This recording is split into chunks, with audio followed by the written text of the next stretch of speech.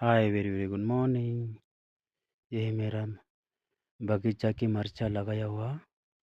मेरा छुट्टी के दौरान मैंने लगा के चला गया था, अभी बहुत बड़ा हो गया, देख सकता है।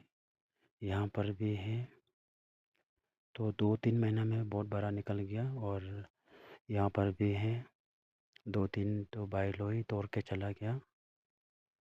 और यहाँ पर भी है, देख सकता है, यहाँ से भी तोड़ के चला गया।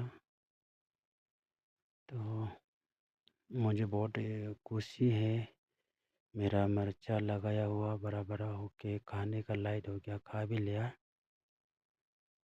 और ये है, भाई लोग है, साफ करके थोड़ा रेस्ट कर रहे हैं। और ये मेरा बगीचा की बागान थोड़ा गंदा हो गया, इसको साफ कर रहे हैं भाई लोग।